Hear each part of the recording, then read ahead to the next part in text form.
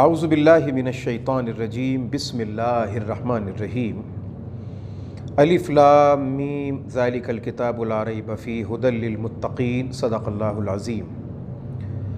قرآن کریم کی 114 صورتیں، جن میں سب سے طویل صورت سورۃ البقرہ جو 2.5 سپاروں پر مشتمل صورت ہے۔ سورۃ البقرہ، البقرہ عربی کے اندر گائے کو کہتے ہیں، اور دراصل یہ بھی ایک واقعے کی طرف اشارہ ہے۔ سورۃ البقرہ میں جو اہم ترین واقعہ اور اہم ترین قصہ ذکر کیا گیا وہ حضرت آدم علیہ السلام اور ابلیس کا واقعہ ہے۔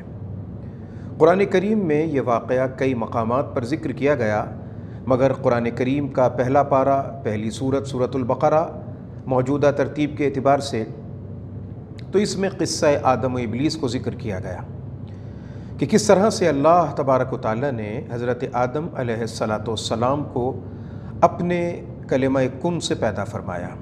مٹی کا ایک پتلا اللہ تبارک و تعالیٰ نے تخلیق فرمایا۔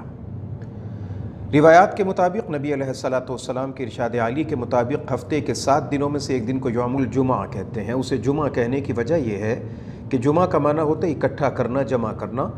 اس دن جناب آدم علیہ السلام کی مٹی کو فرشتوں نے پورے عالم سے جمع کیا تھا، اکٹھا کیا تھا، اس لیے اس کا نام پڑ گیا یوم الجمعہ۔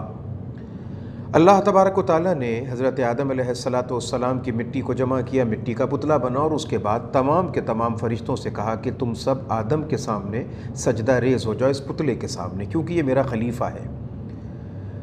تمام کے تمام ملائکہ فرشتے اس پتلے کے سامنے سجدہ ریز ہوئے سوائے ابلیس کے، اس لیے کہ اس نے انکار کیا۔ وہ جنات میں سے تھا، شیاطین میں سے تھا، اس نے انکار کر دیا۔ اب یہاں پر ایک سوال پیدا ہوتا ہے کہ آیا یہ جھکنا پتلے کو تھا؟ مٹی کے مجسمے کے سامنے جھکنا تھا؟ یہ جھکنا مجسمے کے سامنے نہیں تھا، مٹی کے پتلے کے سامنے نہ تھا، بلکہ یہ جھکنا امر الہی کے سامنے تھا۔